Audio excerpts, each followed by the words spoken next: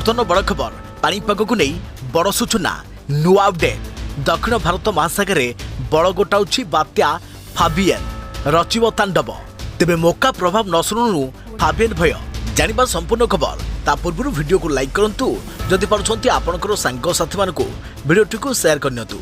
जदि फ्रेंड्स आपण माने हमर ए चैनल ले नुआ वीडियो देखुछंती पूर्व केबे भी सब्सक्राइब करनाती तबे निहाती चैनल को सब्सक्राइब करे सहित पाखे आसुवा बेल आइकन को बजाय रखिथांतु। तेबे मौका प्रभाव न शुणु फाबियन भय दक्षिण भारत महासागर में बात्या फाबियन जहाँ शक्तिशाली बात्यार रूप नहीं सारी। तेबे सोमालिया और केन्या आड़ को गति करुछि एही भीषण बात्या।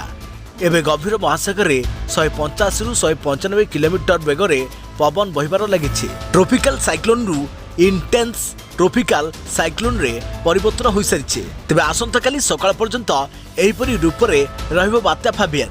तेबे आसंताकाली सकाळ धीरे धीरे एहार पवन रो बेगरे ह्रास घटिबो। एहा पुणी इंटेंस ट्रॉपिकल साइक्लोन को परिवर्तन हेबो। तेबे बेगरे ह्रास घटी 175 रु 165 किलोमीटर बेग को खसी आसिबो।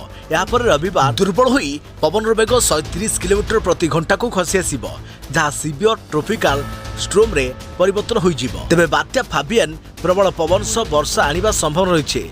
डिएगो गार्सिया ठारू प्राय 356 किलोमीटर दूर रही बात्या। मंगलवार विलंबित राति गुरुवार पर्यंत डिएगो गार्सिया रे दीप दे पास करिबा बेले एहार प्रभाव देखा दिबो। तेबे कैटेगरी 2 झड़ रे परिणत होइछि। घंटा प्रति 155 किलोमीटर बेगरे रहिबो पवन जहाँ 1967 मसीह मे मासरे पंचम थर एते शक्तिशाली बात्या सृष्टि होइछि। जदि समुद्र अधिक बड़ गोटाए यह भीषण बात्यारे परिवर्तन होई पारे। निज सह पवन सांग को वर्षा सांगरे धरी स्थलभाग छुई पारे। आउ सेपट राज्य में बढ़ुची ताती दिन में खरा अपराह्न रे प्रबल वर्षा कालबैशाखी नहीं सतर्क सूचना जारी करिछि पानीपाग विभाग।